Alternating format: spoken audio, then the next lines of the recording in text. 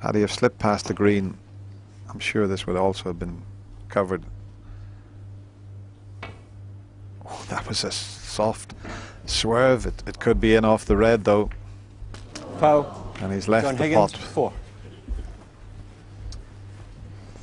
Yeah, funnily enough, if you were going to play that shot and there was the possibility of going in off the red, perhaps you should have hit it a bit harder, push the red further away from the pocket, but that's obviously with a bit of hindsight as well. That would have then been a deliberate in-off, Dennis.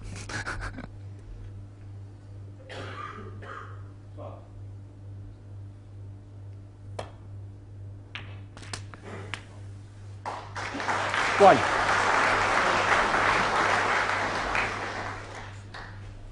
Well, it's not the best flick in the world, although he's still got a chance of the blue.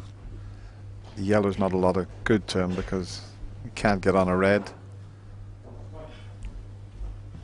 Brown possibly could get him onto the red, as we show you the snick in once he kissed the yellow. And it looks as if it's the brown.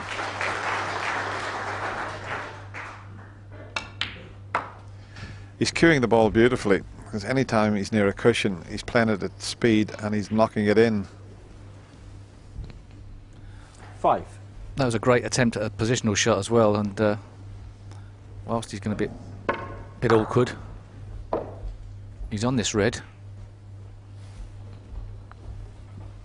Would have been very unlucky to come behind the blue.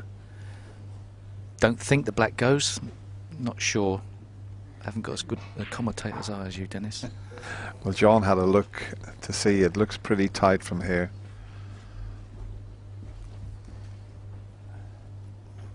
Can't really tell whether the black pots or not the way John plays the next shot. In fact, we can show you whether the black pots, and there's your answer. It doesn't.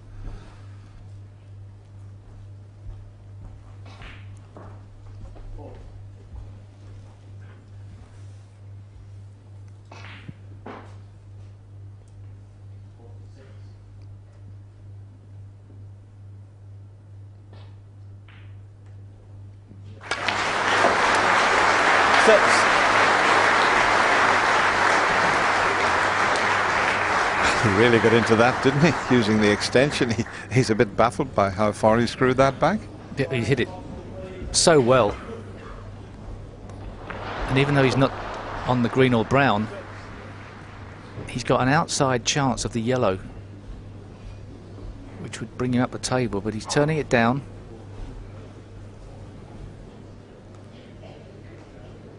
It was gettable, that, but he's keeping the heat on Ronnie O'Sullivan by doing this. Playing the yellow was a bit risky. Keeping the pressure cooker lid on as tight as he can.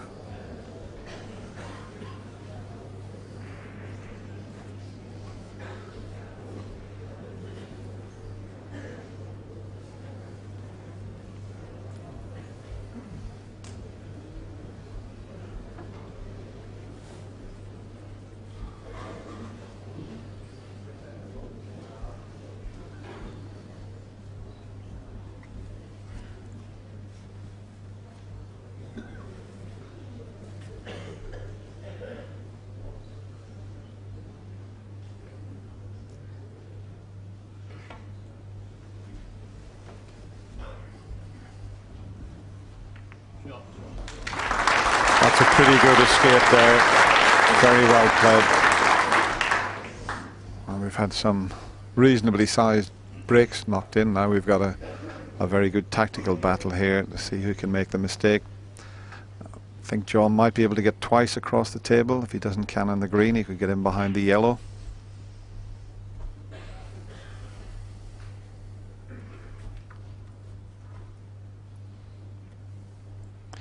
That's the sort of angle he could take, or a little bit thinner with side and try and get to a similar position. If he misses the brown, he's got it there. Not quite.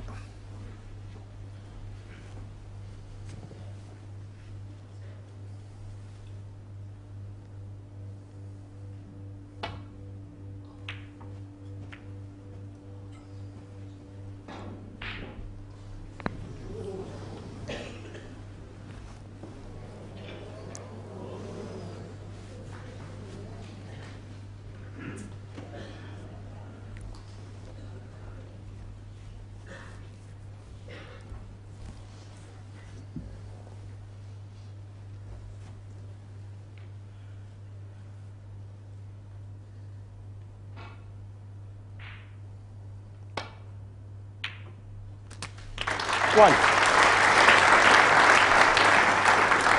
Picked one out, and let me just show you that thin cut. He's got a choice of, well, he was thinking about the brown, but he's going to Yellow keep ball. that lid on that you mentioned, Steve, the pressure cooker. Oh, he's played a poor John one. Higgins, 1. He's left Ronnie a path through to the red. That's the first slip up from John Higgins in this match so far. Well, after a fantastic pot. Turning point in the frame, possibly. 1.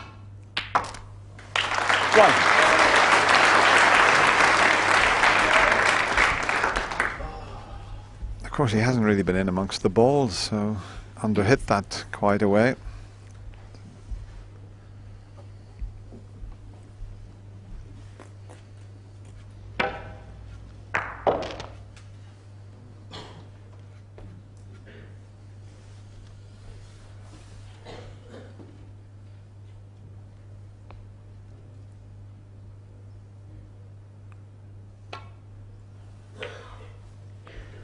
Ronnie O'Sullivan, 1. While they're having this little tactical battle, it was a great pleasure yesterday to be with you, Steve, in the Winter Gardens for the Paul Hunter Foundation. We had a great time in there and had a couple of frames of snooker, and it was nice to see 300 or 400 people in there. And Paul's daughter, Evie Rose, was there with her granddad, Alan, Paul's father, and they do a great job for that foundation, Steve. Chris Lovell and Paul Rinaldi were there, and I know you do quite a bit with it, but it was a great pleasure to be involved in it. Well, I think it's a great idea to have the middle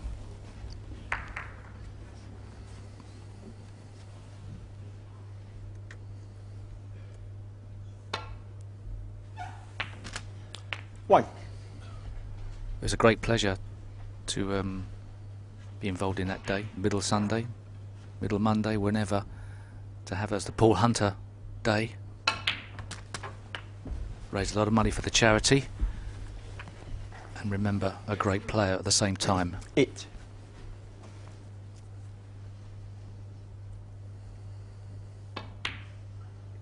Nine.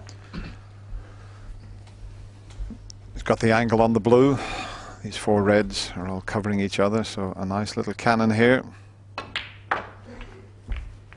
And that's played beautifully. That's opened all four reds. 14. Didn't have to hit it hard, just judged it perfectly.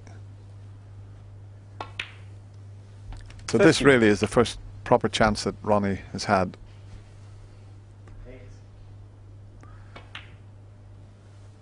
And once he removes this red, of course the other two are in play then. 22. Well, it's always tough to keep the shackles on Ronnie O'Sullivan. And it does look like 23. he's had enough table time now. With his cue actions up to running speed. Bit more work to do here.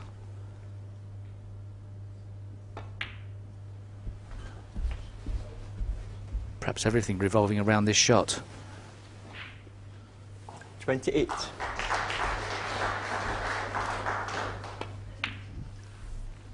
29. That was a bit of a stretch there for Ronnie, but the fact he was just rolling it in made it slightly easier.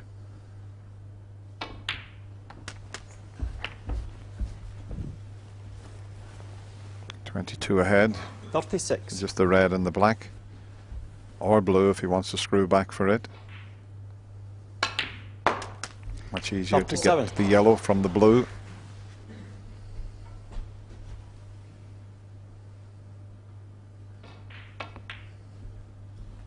John leading a snooker, but the reason Ronnie played for the blue was he wanted to make sure 42. he got the yellow out of the way as well, and then John will stay in his seat.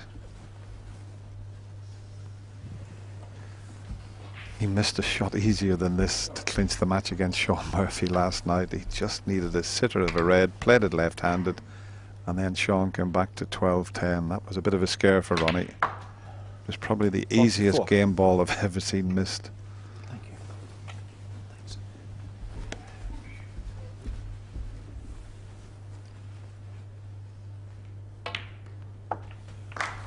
47.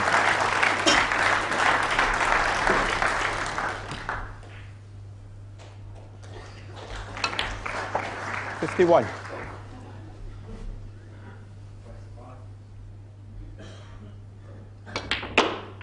56. So just one mistake from John Higgins. That's all it took there when he didn't snooker Ronnie. 62.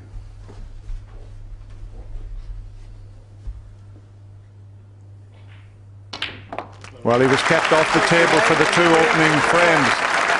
John Higgins opened the door slightly, and Ronnie O'Sullivan cleared up with a magnificent break of 69, the highest of the match so far. It's 2-1.